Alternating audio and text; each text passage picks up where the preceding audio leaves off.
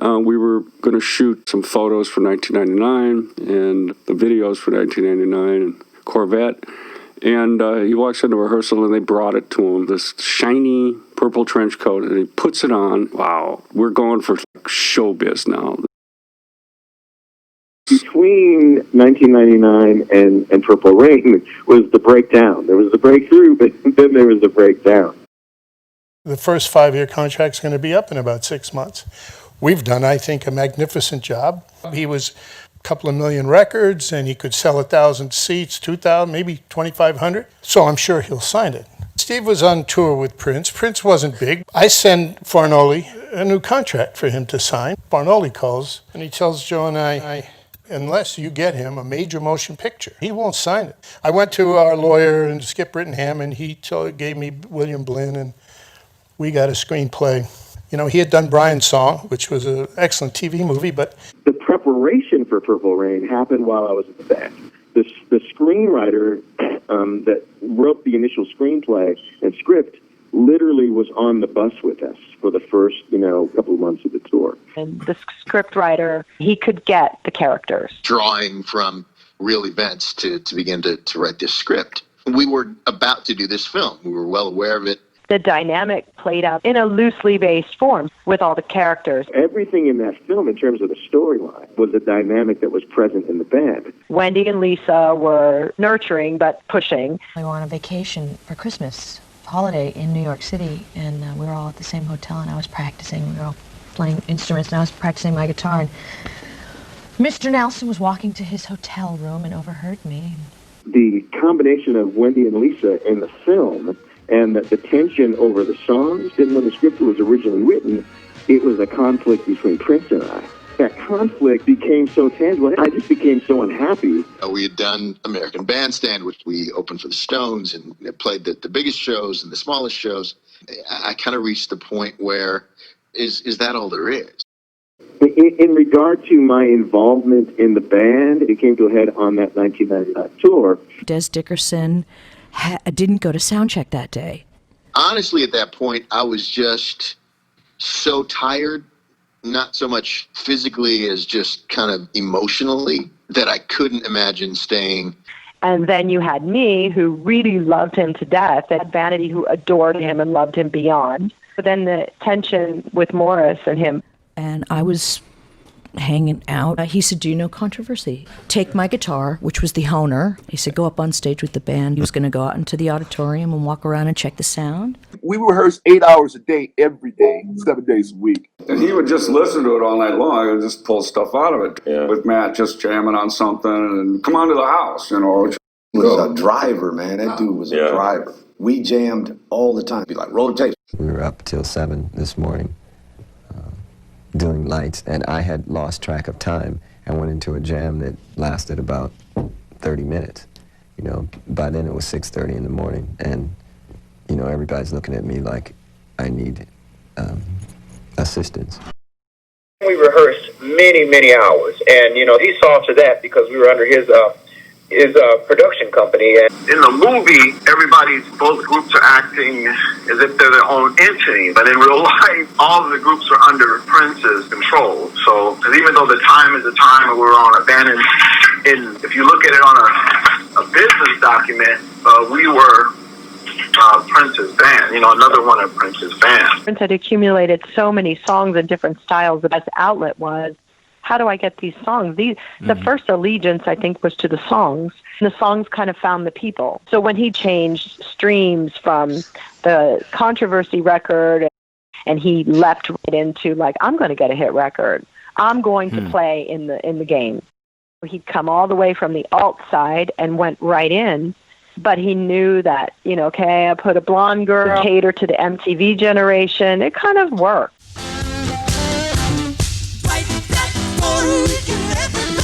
It was about never wanting to be marginalized. If you look at the population as a whole, well, our fan base should look like the population as a whole and not a small portion of it. So, that literally was, it's like they have a pitch count sometimes in baseball. We had the white people count. There was a point we were touring that, X number of minutes before showtime, road manager or one of the managers would come in if they were out with us on that show. Hey, audience is about 75% white.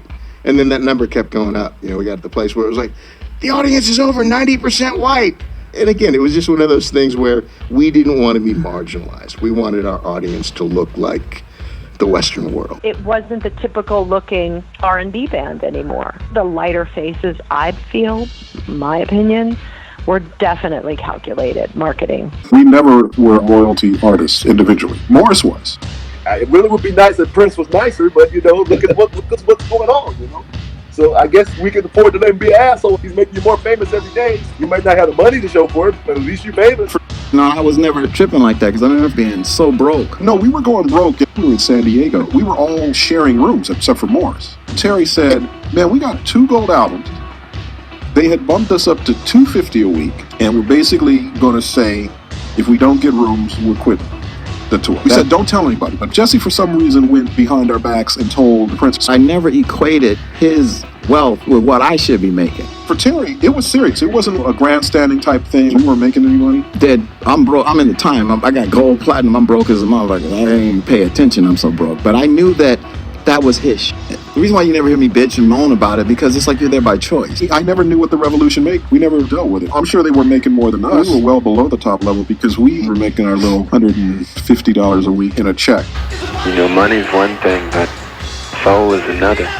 I wouldn't mind if I just went broke, you know, because as long as I could play this type of thing and come here, my thing, it's a good feeling. Went over pretty good. I was driving home from the gig, wiping sweat off my brow, and I heard Automatic, and we just got through playing it. We don't normally play that one, but I mean, there were a lot of people there tonight, and they turned the lights on, and I looked up, and you know, it brings tears to your eyes because it's just, you can feel the love in the room, you know, and that means more than money, you know. I could go on for hours, cause I don't know, I just have fun, and I'm thankful to be alive, you know.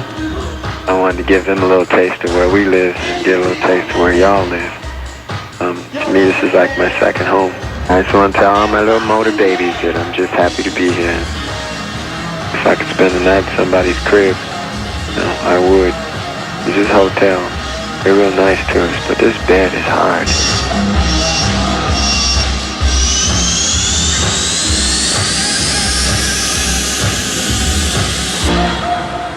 You get to the point of, oh, okay, well, there's somebody who's taking care of all this stuff. And wow, you mean we actually get paid to do that? Oh, you mean somebody tuned it for me? Oh, wow. You know, now you're upset if they didn't tune it the way you like them to, or what do you mean you didn't change the string? You know what I mean? The greatest pleasure, though, was just the ability to walk off stage and just be done with it. Just back on the bus or back to the hotel. And I wouldn't want to be around me at that point in time. They were a full-on, in-your-face funk band, you know, and they rocked it every single night. What you learned and what an experience couldn't buy with all the money in the world. The time were amazing. Better ingredients, better pizza, baby. We had a better band than Prince. We could outplay them, you know, except for Prince. So he basically could have had any musicians that he wanted, but he chose the ones that he chose for his own reasons. And when it came down to it, yes, our band played better. It was competitive. You know, sometimes it would get heated, but, you know, that's what it was all about. It was competition, you know, and we always tried to outdo one another, and it showed. Warner Brothers definitely supported the tour. All 3 records were all Warner Brothers records. You couldn't have a better situation. There was a lot of tension on 1999 tour between the 2 bands. He always knew when we was kicking ass because all the lights would go off. We had like about 4 lights. We got down to maybe 2 lights. And it'd just be this green light and motherfuckers be looking like Martians. He was so controlling at that point.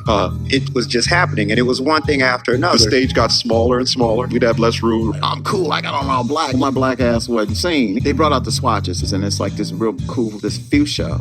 And I said, that I'll wear it, because no matter how much dark he put me in, you saw my eye. He liked it and he hated it. It's his baby, so he loved that we were doing so rough, but he hated it because we were pushing up against him. We wanted them to go out every night, and he did it so badly that, you know, we could not ever phone it in. Man, I can speak on this. I used to have conversations with dude every night. I'd be like, Prince, these cats, they are burning up the stage, dude. And this was every night. He's like, they don't got nothing on us. You watch. You watch. He was watching from the side of the stage, and he could watch the reactions of the crowd, and it would wind him up. Yeah, we put a little bit of extra on his ass. Prince came backstage after we got done playing. Yeah, you guys kicked our ass tonight. It was killing him to admit that. And he created a monster. He did. We created the time to beat this competition. They went above and beyond it. It was kind of like the Frankenstein's monster thing. There were some aspects of it that he didn't expect. Midway through the 1999 tour, we'd already sold 1 million of merchandise. A dude ain't gonna wear no shirt, I belong to Prince, unless he want to belong to Prince. It said, ain't nobody bad like me, I'm so cool. I mean, we were really feeling ourselves. We had attached him in about 3 or 4 gigs in a row. He started seeing it. There's just no comparison. This is what I saw. Prince was starting to cross. The time was still in that black audience. That's right. So that's what you saw. The audience, you know, they come from the hood. The time was like, oh, what? We were going more rock and roll. We would play certain songs like Let's Work because we had to. But he really wanted to do the Little Red Corvettes in the 1990s. He was changing. Then we saw the tide turn. Debuting at number 10 with his first top 10 hit on the pop chart is a man from Minneapolis who recently made the cover of Rolling Stone magazine, Prince and Little Red Corvette. Black musicians are complaining that they are being left out of the video market, specifically the music, television, cable operation. The creator of MTV is 29-year-old Bob Pittman. Many black artists have been told their music doesn't fit the format. We're being sat in the back of the bus television style. And if Pittman gets away with this, and there are other cable shows that form, they're going to try it. We are not all things to all people. We are cable television. You know exactly what you're getting when you turn on the channel. Now, this isn't the Wizard of Oz. I mean, there are black people, and we're being excluded from the art. And at number 1 on the album chart for a 13th week is a man who's also at number 1 on the soul chart. You got it, Michael Jackson and Thriller. In the past few months, MTV has increased the number of black videos it programs to include Michael Jackson and Prince. MTV Music Television. You're watching MTV Music Television in stereo.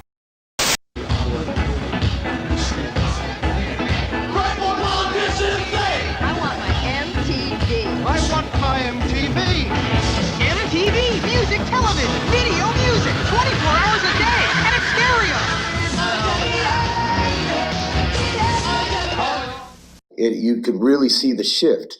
And that's when he took them off the tour. Because the reviews were all, yeah, Prince was great, but you got to see the time. There was a good side to it and a very bad side to it.